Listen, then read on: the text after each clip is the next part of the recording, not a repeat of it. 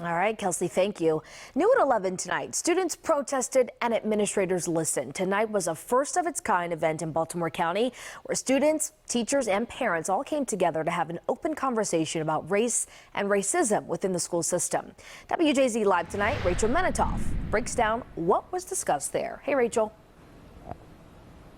Hi, Nicole. The superintendent of Baltimore County Schools says this conversation was inspired by his students who are calling for education reform and more diversity in their classrooms and their curriculum.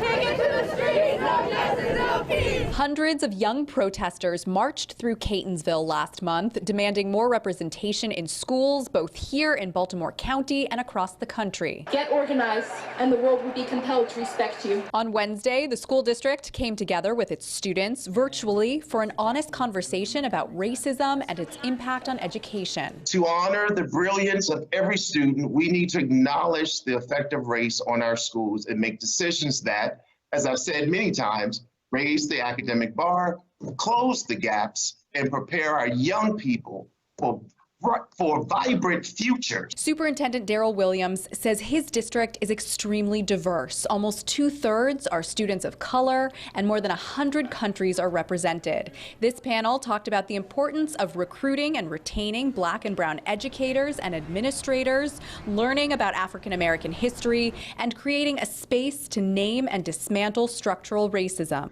We need to examine the idea that if any of us is imperiled, all of us are imperiled. Students were simultaneously sharing on Instagram Live. This is a conversation with everyone, where they talked about achievement gaps in standardized tests and their personal experience responding to stereotypes. We're trying to have this outlet, we're trying to have a place for students to talk about racism comfortably. This should not be the only time that we talk about racism and injustices in America in our public schools. Like, this should be racism is continuous. Therefore, this should be continuous.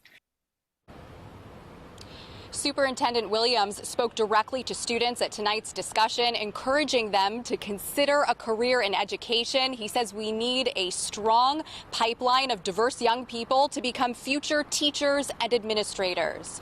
Reporting live tonight, I'm Rachel Menitoff for WJZ.